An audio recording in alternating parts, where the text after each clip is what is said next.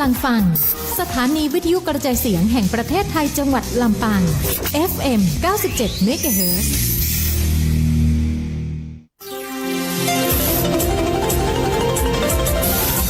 วิทยุแห่งประเทศไทยให้ความรู้คู่ความสุขที่นี่สถานีวิทยุกระจายเสียงแห่งประเทศไทยจังหวัดลำปางทำการส่งกระจายเสียงในระบบ FM ความถี่ 97 เมกะเฮิรตซ์ จากนี้ไปเชิญติดตามรับฟังรายการรอบวันทันข่าวรับรู้ข่าวสารที่เกิดขึ้นในแต่ละวันในรอบวันทันข่าวตั้งแต่เวลา 18 นาฬิกาถึง 19 นาฬิกาทางสวทลำปาง FM 97 เมกะเฮิรตซ์ และสวทเพื่อการเรียนรู้และเตือนภัยภาคเหนือ AM 549 กิโลเฮิรตซ์6 โมงแรง 14 นาทีเจ้าสวัสดีและขอต้อนรับหมู่เฮาเข้าสู่รายการรอบวันตันข่าวเจ้า13 สิงหาคม 2568 เนาะช่วงเวลานี่เจ้าแรงๆปะกันแต่ตะวันบะตกดินกำเตียเนอะ6 โมงปลายถึง 1 ทุ่มนะเจ้าฟังกันต่อกับรอบวันตันข่าวเนาะเสียงจากน้องยุ้ยการจนาฟูปิงเจ้าส่งถึงบ้านแฟนรายการทันตีฮือเกียรติติดตามรับฟังผ่านทางสถานีวิทยุกระจายเสียงแห่งประเทศไทยจังหวัดลำปาง FM 97 เมกะเฮิรตซ์ สถานีวิทยุกระจายเสียงแห่งประเทศไทยเพื่อการเฮียนฮู้และเตือนภัยภาคเหนือ AM 549 กิโลเฮิรตซ์เจ้า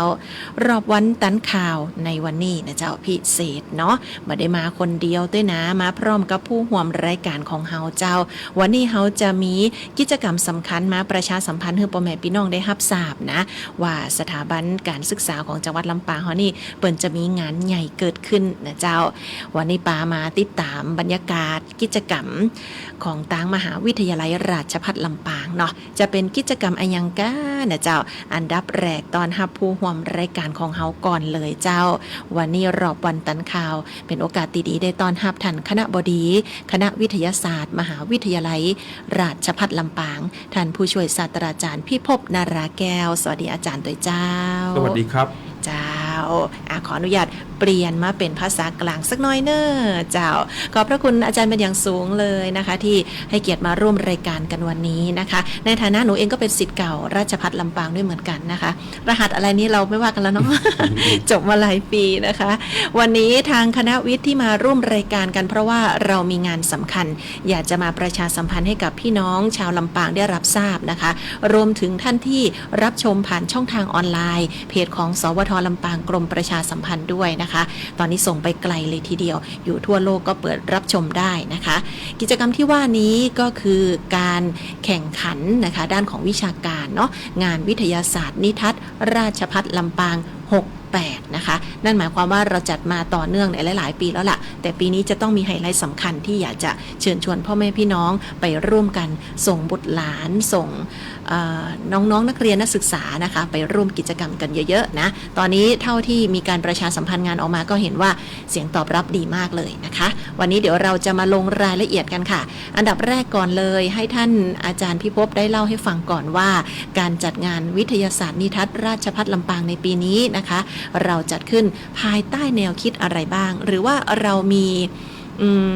เรียกว่าเป้าหมายของการจัดงานเป็นอย่างไรบ้างเรียนเชิญอาจารย์ค่ะครับก็สวัสดีครับ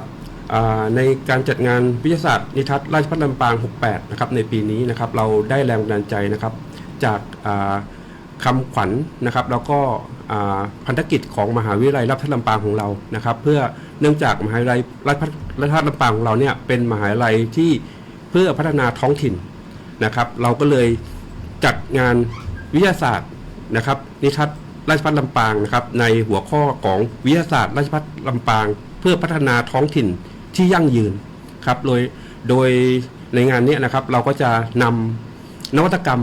นะครับที่ได้จากงานวิจัยต่างๆนะครับเข้ามาแสดงนะครับให้ผู้ที่สนใจนะครับเข้ามาดูว่าปัจจุบันนี้นะครับมีนวัตกรรมอะไรบ้างนะครับทั้งในด้านของการศึกษาในด้านของสิ่งแวดล้อมนะครับในด้านต่างๆนะครับที่จะเข้าไปช่วยชุมชนนะครับให้ชุมชนเนี่ยสามารถอยู่ได้นะครับอย่างยั่งยืนครับก็เลยเป็นเหมือนกับธีมงานของปีนี้นะคะมีคำนี้เข้ามาด้วยก็คือวิทยาศาสตร์ราชภัฏลำปางเพื่อชุมชนท้องถิ่นที่ยั่งยืนนะคะ ทางคณะวิทย์ของเราเนี่ยเปิดสอนในคณะนี้ที่ราชภัฏลำปางนี่มายาวนานแล้วเนาะ ครับผม โอ้จนถึงตอนนี้ก็มีเรื่องราวความพัฒนาด้านของนวัตกรรมการศึกษาเยอะแยะมากมายที่อยากจะนำเสนอให้กับพี่น้องประชาชนได้รับทราบในขณะเดียวกันเราก็เชื้อเชิญนะคะน้องๆนักเรียนนักศึกษาเข้ามาร่วมกิจกรรมนะคะเผื่อว่าจะเป็นอีกหนึ่งแรงบันดาลใจให้เขาได้เห็นเนาะในการเริ่มการเรียนของคณะวิทย์นะเผื่อว่าใครสนใจเขาจะมาเรียนต่อในสาขานี้ก็ได้อีกด้วยใช่ไหมคะใช่ครับนี่แหละก็ดังนั้นจึงเป็นที่มาของการจัดงานธีมงานในปีนี้นะคะวิทยาศาสตร์ราชภัฏลำปางเพื่อชุมชนท้องถิ่นที่ยั่งยืนเพราะว่าการศึกษาถ้าหากว่าจะให้เกิดประสิทธิภาพต้องพัฒนาชุมชนพัฒนาท้องถิ่นได้อย่างยั่งยืนด้วยเนาะอันนั้นก็คืออีกหนึ่งเป้าหมายที่สำคัญของคณะวิทย์เรานะคะดังนั้นในปีนี้งานกำหนดจัดขึ้น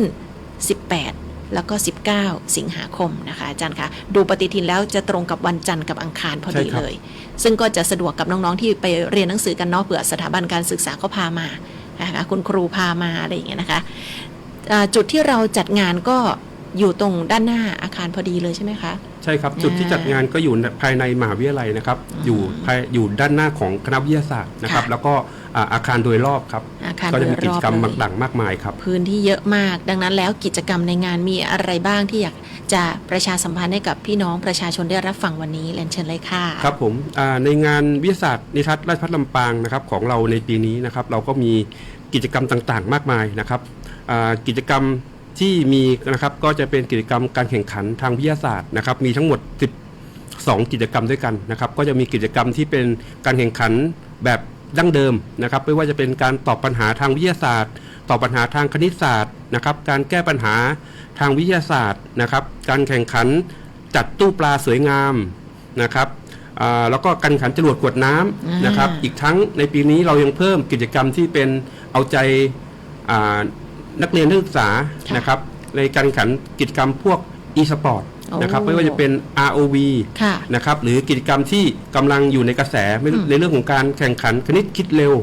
นะครับก็ยังมีการแข่งขันด้วยครับและอีกทั้งในกิจกรรมในปีนี้นะครับเรายังมีการจัดนิทรรศการนะครับทั้ง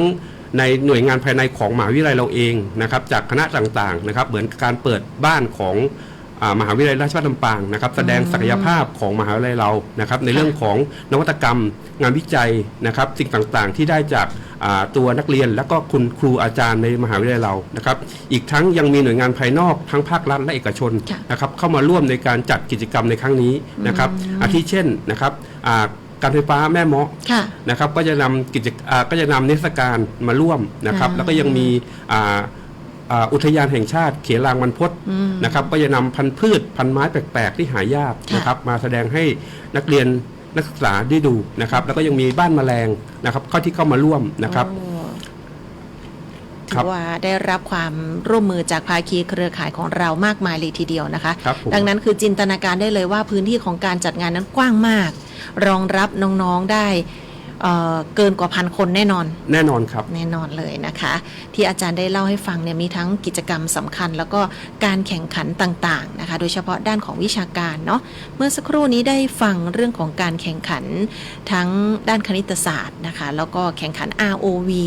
อย่าง ROV นี่อาจารย์ได้อธิบายให้ฟังสักนิดนึงเผื่อคุณผู้ฟังทางบ้านอาจจะงงๆกันอยู่อะไรคือ ROV แล้วเขาแข่งกันยังไงค่ะครับผมกิจกรรมการแข่งขัน ROV นะครับเป็นการแข่งขัน e-sport นะครับที่บรรจุแข่งขันระดับเอเชียนเกมนะครับเป็นการแข่งขันที่ใช้เทคโนโลยีนะครับเป็นการแข่งขันที่ฝึกความสัมพันธ์ในทีมนะครับเป็นเกมในโทรศัพท์นะครับที่เราดูเหมือนกับว่าเป็นเกมที่มีประโยชน์นะครับเด็กๆไปเล่นกันนะครับแต่เราสามารถพัฒนาให้เด็กเนี่ยเกิดเป็นนักกีฬานะครับแล้วก็ได้เงินได้ทองมากมายนะครับนี่แหละนี่คือคำอธิบายของ ROV นะคือบางทีเห็นเด็กเล่นเกมก็อย่างที่อาจารย์บอกว่าเราจะบ่นกันเนาะ ครับผม เด็กติดเกมอะไรอย่างเงี้ยนะคะแต่จริงๆแล้วพอมาเข้าสู่สนามของการแข่งขันเนี่ยเขาก็จะมีหลักเกณฑ์มีระเบียบวินัยพัฒนาตนเองพัฒนาทักษะครับผมใช่ค่ะแล้วก็ทำให้น้องๆเนี่ยคือมาถูกที่ถูกทางชอบเล่นเกมมากก็มาแข่งขันกันซะเลยนะคะแต่เกมนี้ก็จะเป็นเกมที่ไม่อันตรายกับเด็กๆไม่อันตรายครับส่วนใหญ่แล้วถ้าเป็นการแข่งขัน ROV เนี่ยจะเป็นของน้องๆนักเรียนในชั้นไหนคะระดับไหนเอ่ย ตั้งแต่ประถมครับระดับประถม โอ้โห นะครับแล้วก็ระดับประถมมัธยมต้นมัธยมปลายครับมีทั้ง3ระดับครับ ค่ะค่ะอันนี้ก็คือการแข่งขันประเภทหนึ่งที่เชื่อว่าได้รับความสนใจจากน้องๆมากเลย ครับผม อีกอันหนึงก็คือที่ได้ยินบ่อยๆนะคะแต่ไม่รู้ว่าลักษณะเป็นยังไงนะคะอาจารย์แข่งขันจรวดขวดน้ำอันนี้คือเขาคิดค้นเขาประดิษฐ์หรือว่าเราแข่งยังไงเอ่ย ครับผมจรวดขวดน้ำเนี่ยเป็นการแข่งขันพื้นฐานเลยนะครับของนักวิทยาศาสตร์ในอนาคตนะครับจะเป็นการฝึกทักษะให้เด็กได้การประดิษฐ์ ค่ะ นะครับแล้วก็แก้ไขปัญหาเฉพาะหน้า นี่ นะครับในการที่จะมาร่วมกันทำงานเป็นทีม อือหือ นะครับแล้วก็ทำให้เด็กที่สำคัญเลยครับก็คือเขาได้ทักษะในการใช้เครื่องไม้เครื่องมือต่างๆ ประกอบเข้ารวมกับความรู้ทางวิทยาศาสตร์ นะครับ นี่แหละนะคะ เป็นความรู้ที่ประมวลออกมาโดยหลักของวิทยาศาสตร์ด้วย ครับ เนาะ ผม ซึ่งก็ทุกคนเนี่ยบางทีเราไม่รู้ว่าสิ่งที่เรากำลังเรียนรู้อยู่ หรือสิ่งที่เรากำลังประดิษฐ์คิดค้นอยู่เนี่ยนี่คือมาแนววิทยาศาสตร์แล้วนะ ใช่ อย่าง ครับ เงี้ยนะคะเป็นการปลูกฝังเนาะในเรื่องของความรักความชื่นชอบ ความสนใจด้านของงานวิทยาศาสตร์ด้วยให้กับเด็กๆ ครับ นะคะ ผม แล้วก็นอกเหนือจากนี้ก็จะมีการแข่งขัน คืออย่างที่บอกเนี่ยว่ามีน้องๆตั้งแต่ระดับประถมไปเลยมัธยมก็มีปวชก็มีนะ ใช่ คะ ครับ อย่างถ้าสมมุติว่าเป็นน้องๆอาชีวะตอนเนี้ยนะคะระดับปวชที่ฟังอยู่เขาสามารถมาร่วมการแข่งขันได้ มีการแข่งขันอะไรบ้างเอ่ยอาจารย์หรือว่าเขาร่วมได้หมดเลย ในระดับปวชที่เราเปิดนะครับปวชก็คือถ้าเราเทียบก็คือเด็กมัธยมปลาย ค่ะ นะครับสามารถเข้าไปร่วมการแข่งขันในระดับมัธยมปลายได้ทั้งหมดครับ ตอนนี้หมดเลยนะคะ สนใจประเภทไหนก็ได้เลย บอก ใช่ คุณ ครับ ครูไว้นะคุณครูที่โรงเรียน ใช่ครับ ว่าเราอยากจะมาแข่งขันสมมุติว่าทักษะการพูดทางวิทยาศาสตร์ก็มาได้เลย ตอนนี้เชื่อว่าคุณครูน่าจะเริ่มเตรียมพร้อมละน้องๆนะคะที่จะร่วมการแข่งขัน เพราะว่ามี10กว่ารายการเลยทีเดียวนะคะอาจารย์ ใช่ คะ ครับมี12 ประเภทครับ โอ้โห18 ถึง 19 สิงหาคมเดี๋ยวเราพบกันนะคะ แล้วถ้าพูดถึงเรื่องของการรับสมัครนะคะ วิธีการขั้นตอนการรับสมัครตอนนี้เราทำยังไงบ้าง แล้วก็มีเสียงตอบรับมาอย่างไรเรียนเชิญอาจารย์ค่ะ ณตอนนี้นะครับต้องแจ้งตรงนี้นะครับว่าการรับสมัครของเราก็คงจะปิดรับสมัครไปแล้วนะครับ เนื่องจากเราจะแข่งในอาทิตย์หน้านะครับ แล้วก็จำนวนทีมที่เข้ารับสมัครของเราเนี่ยล้นหลามครับ ค่ะ บางประเภทเราต้องคัดออกครับ มีวิธีการคัดออกเลย ก็คือทีมโรงเรียนที่ได้ฟังวันนี้นะครับ ก็ขอให้เตรียมตัวในปีหน้านะครับ ค่ะ ครับผมเราจะเริ่มแข่งขันในวันที่ 18-19 นี้แล้วครับ ซึ่งส่วนใหญ่แล้วเนี่ยดูประเภทของการแข่งขันเนี่ยน้องๆจะสมัครมาเป็นทีมใช่ไหมคะ ใช่ครับ จะเป็นทีมเนาะเราเปิดให้รับสมัครกันไปเรียบร้อย แล้วครับ มีเคาะแล้วตอนนี้ก็ประมาณสัก ตอนนี้มียอดผู้สมัคร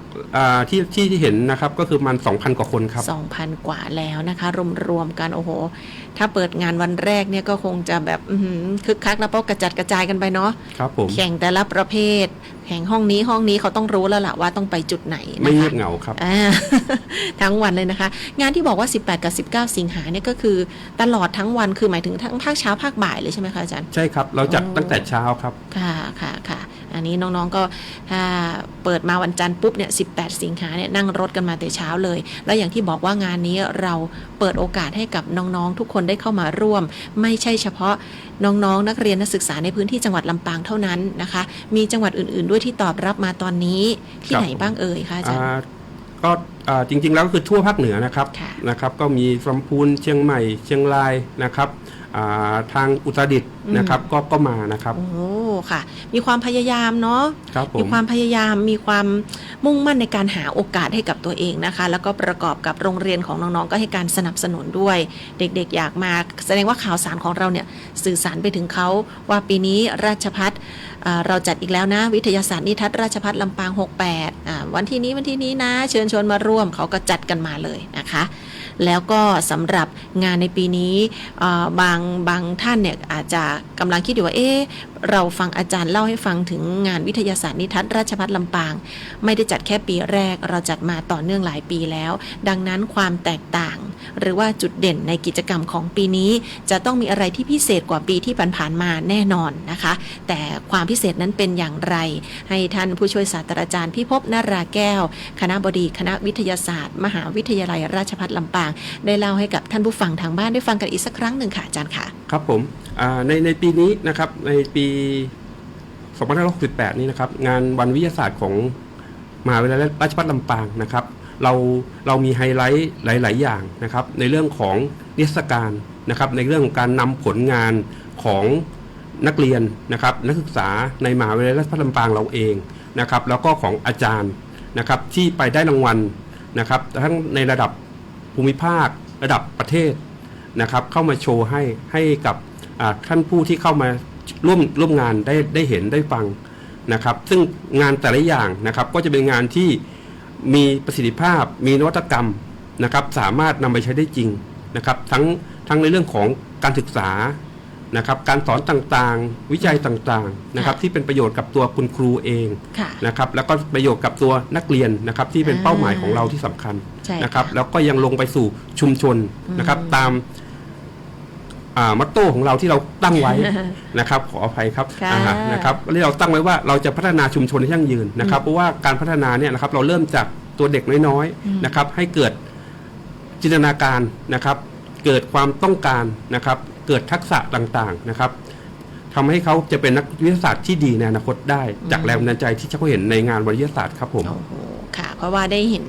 ภาพบรรยากาศกิจกรรมปีที่ผ่านมานะคะมีหลากหลายมากแล้วก็น้องๆสนุกสนานกับทุกกิจกรรมเลยนะคะถ้าหากว่าใครที่ได้รับชมภาพผ่านช่องทางออนไลน์นะคะแต่สำหรับคุณผู้ฟังทางบ้านนะที่อาจจะไม่ได้เห็นภาพไปด้วยเราอธิบายให้ฟังแบบนี้คือความสามารถของเด็กลำปางเด็กภาคเหนือเราเนี่ยโอ้โหเขาเยอะมากนะคะโดยเฉพาะการแสดงความสามารถด้านความรู้ด้านทักษะวิชาการงานวิทยาศาสตร์นะคะหรือแม้กระทั่งกิจกรรมการวาดภาพมันเกี่ยวเนื่องกับวิทยาศาสตร์ก็ได้นะคะเพราะว่าเรามีการประกวดวาดภาพจินตนาการทางวิทยาศาสตร์นี่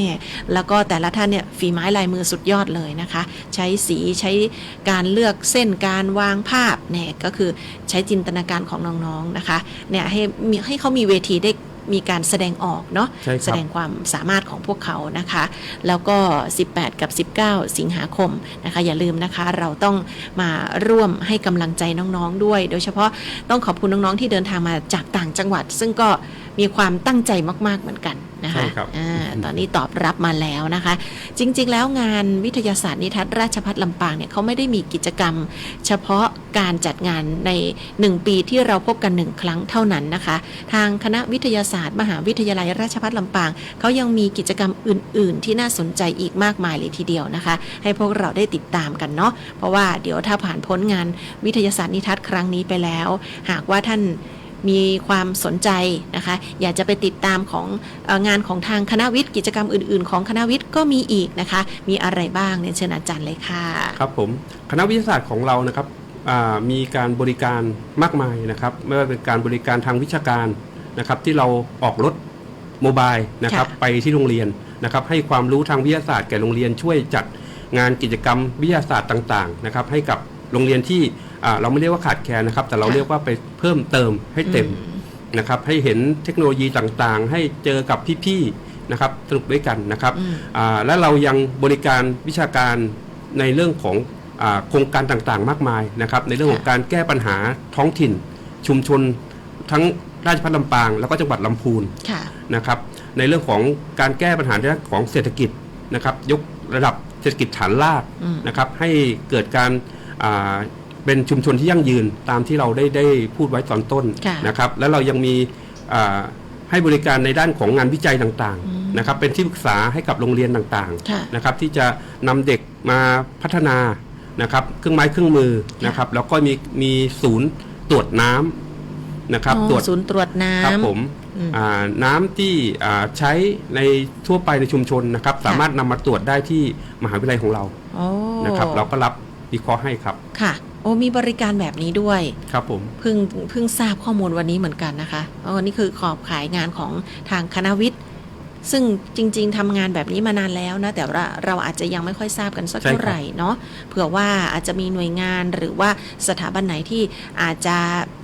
อยากจะพึ่งพิงข้อมูลด้านของวิชาการก็มาปรึกษาหารือกันได้นะคะใช่ครับแล้วก็โดยเฉพาะงานครั้งนี้เนี่ยทางคณะวิทย์เองก็มีความตั้งใจเป็นอย่างมากเลยที่จะเปิดบ้านต้อนรับนะคะน้องๆเยาวชนลูกหลานบ้านเราเนาะให้เขาไปร่วมงานนะคะเผื่อว่าจะเป็นอีกหนึ่งแรงบันดาลใจของเขาในการเข้ามาศึกษาต่อในคณะวิทยาศาสตร์นะคะอาจารย์ลองบอกนิดนึงว่าคนที่เรียนจบคณะวิทย์เนี่ยส่วนใหญ่แล้วเขาจะไปทำอาชีพอะไรเขาได้วุฒิอะไรคะ คณะวิทย์เราแบ่งเป็น2สายนะครับก็คือสายที่เป็นครูนะครับเรียนจบก็ได้เป็นวุฒิครุศาสตร์บัณฑิตนะครับก็จะไปเป็นครูตามโรงเรียนอย่างที่เราเห็นนะครับก็มีครูทั้งฟิสิกส์เคมีชีววิทย์ทั่วไปครูคณิตศาสตร์นะครับครอบคลุมทุกสาขานะครับอีกหนึ่งสายที่เป็นคือนักวิทยาศาสตร์นะครับนักวิทยาศาสตร์ของเราก็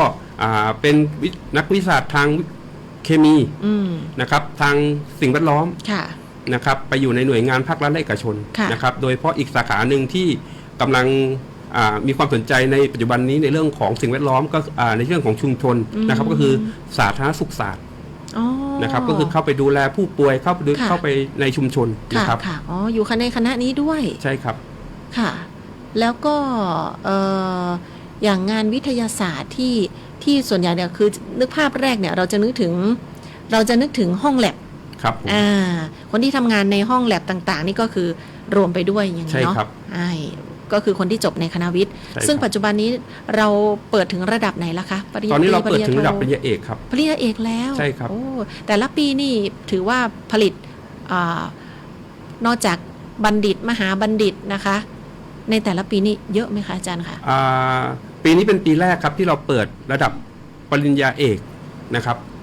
ในด้านของการสอนวิทยาศาสตร์แล้วก็คณิตศาสตร์นะครับดั้งเดิมเรามีปริญญาโทอยู่นะครับก็มีจำนวนที่จบไปในต่อแต่ละปีการศึกษาเนี่ยไม่มากครับเราเน้นคุณภาพครับนี่ค่ะก็ถือว่าเป็นอีกหนึ่งคณะที่มีความน่าสนใจนะแล้วก็โอกาสของการได้งานเนาะก็เปิดกว้างอยู่นะคะเพราะว่าท่านนอกจากท่านสมมติท่านไปสอบบรรจุเป็นครูหรือท่านจะไปทำงานตามหน่วยงานต่างๆก็ได้นะคะ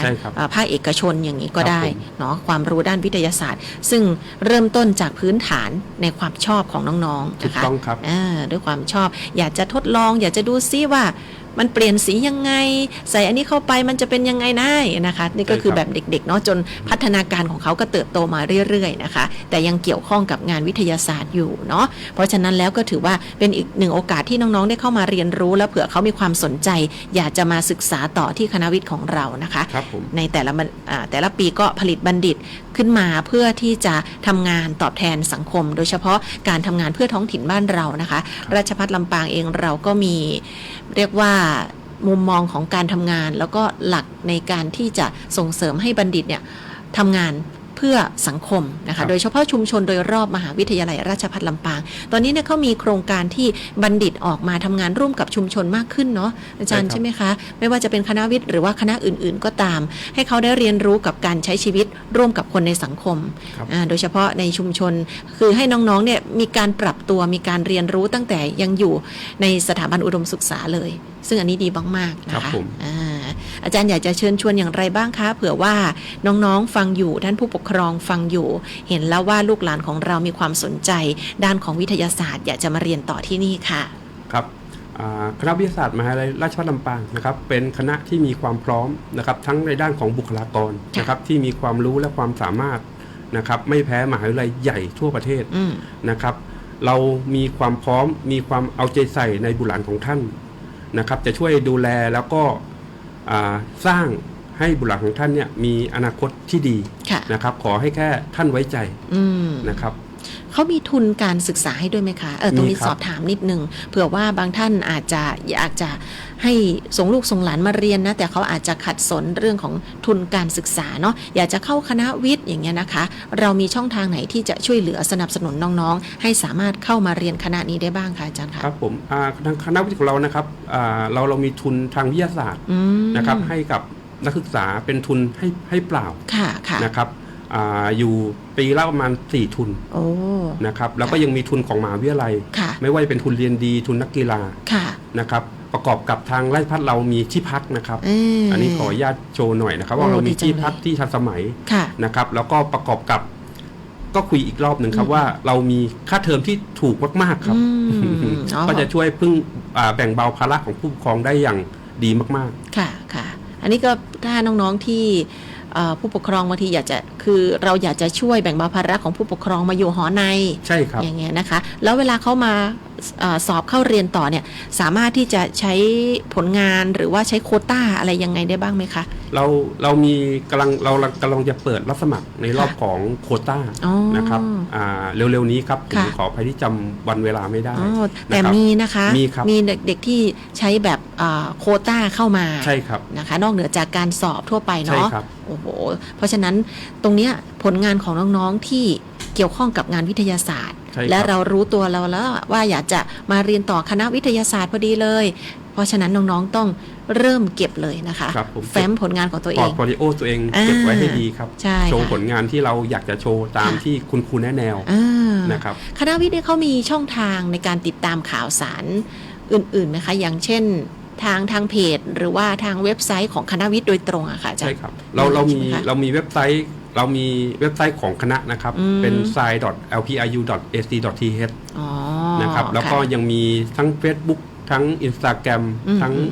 ทุกช่องทางครับเรามีทั้งหมดครับค่ะเพื่อน้องๆที่สนใจนะฟังตอนแรกอาจจะเฉยๆแต่ฟังไปฟังมาเข้าท่านะคะแล้วก็มีช่องทางให้เราสามารถที่จะแบ่งเบาภาระให้กับผู้ปกครองด้วยนะคะได้เลยใครที่มีแฟ้มผลงานก็เอานำมาเสนอได้ใครที่จะสอบตรงเลยก็ได้บางท่านเนี่ยเป็นโควต้าอย่างนักกีฬาอะไรอย่างนี้เนาะสมมตินะคะอย่างน้องคณะที่น้องแบบอยากจะเข้าเรียนอย่างเงี้ยบางท่านเนี่ยมาเรียนต่อราชภัฏลำปางมีความสามารถด้านดนตรีน้องก็นำความสามารถของน้องๆมาสมัครได้เหมือนกันในคณะที่น้องๆชื่นชอบนะแล้วก็